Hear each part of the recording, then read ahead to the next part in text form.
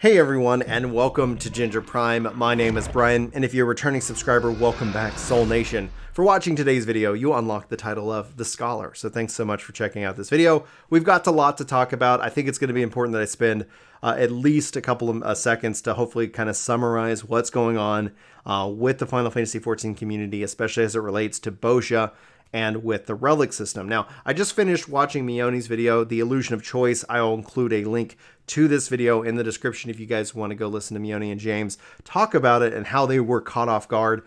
And they're not alone. Like in our Discord, I've seen a lot of people frustrated by this fact, and rightfully so. And I think to just get out in front of the entire conversation, I do want to apologize. Like, I feel like as a content creator within the 14 community that I failed in this case because this information was communicated and it went right over my head. And to catch everybody up to speed, there is a piece of content, I can't pronounce it, and that's just, I'm not trying to do that on purpose. I suck at saying some things in 14.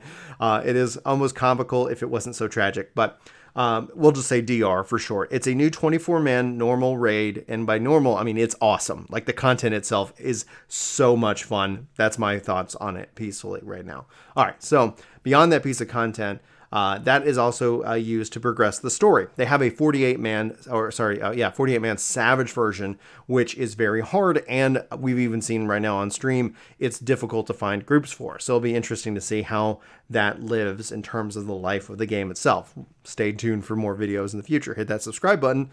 I double dog dare you. Anyway, so that is essentially the piece of content. The drama, the confusion, and where I failed came into play that as a part of working on your relic, as in this zone, in this piece of content, that you can actually go in around level 71 to be able to use this leveling content as well. You can also go outside this content in Farm Fates for the materials to progress your relic, up to a point where that's when this patch dropped, and that's where the confusion came into play. And that's where I think I failed, because I did not communicate this effectively to the community, to you guys here over at Work2Game, or in general, that you want to make sure that you can do this content because your relic is now locked behind this next step. To go into DR, to be able to do this content, has some requirements to it. Not talking the Savage stuff, I think the requirements there are pretty interesting, and we'll maybe do another video in the future if necessary. But for the normal stuff. And so if you were expecting that the fact that the game had immediately set you up, the fact that you did not need to do this kind of Bozjan content to do the relic content, it basically kind of clawed that back a little bit today and this week, and has caught people off guard. Now, we look into the live letters of the past, and we see that this information was communicated. I didn't catch it. Meoni didn't catch it. Other content creators didn't catch it.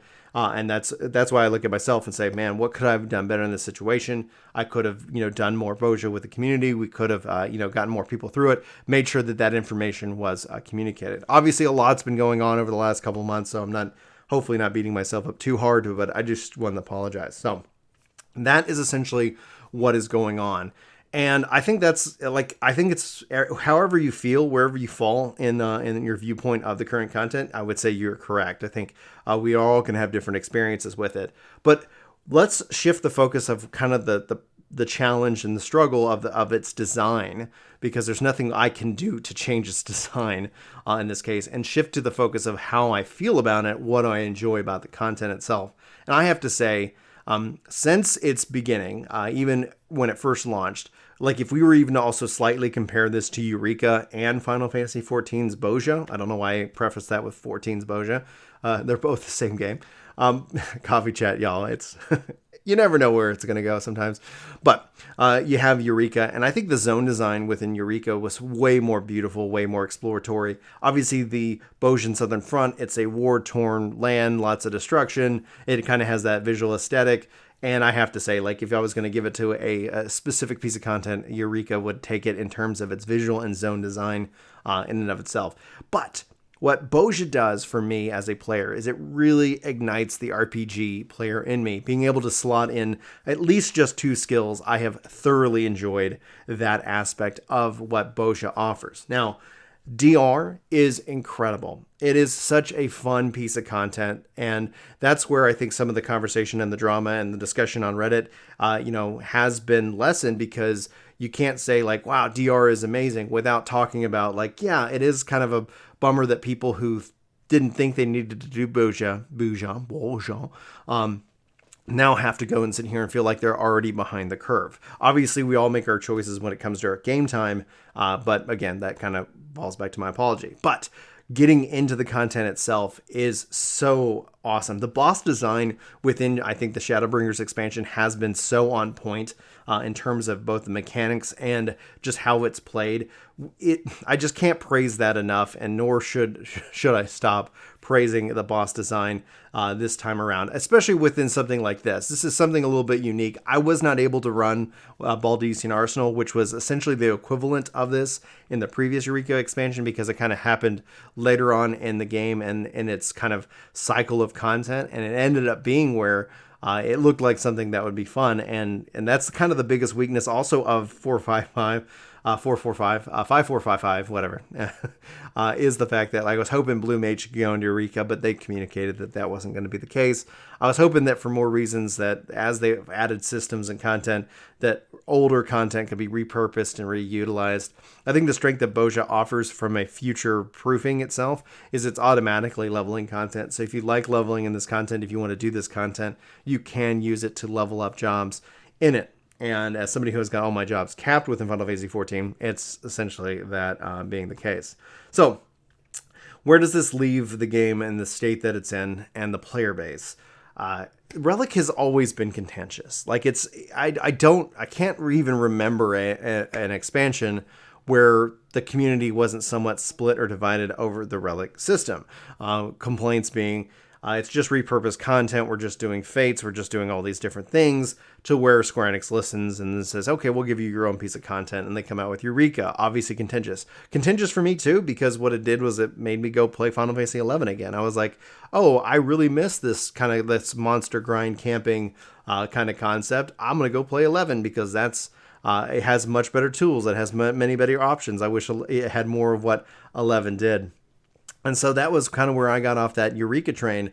And despite the zone design and despite all that, I ended up having a really good time with Final Fantasy XI. Enter Eureka, and where I'm actually heavily engaged with it. I love the lost actions. I love that customization that it brings and gives me the ability to play.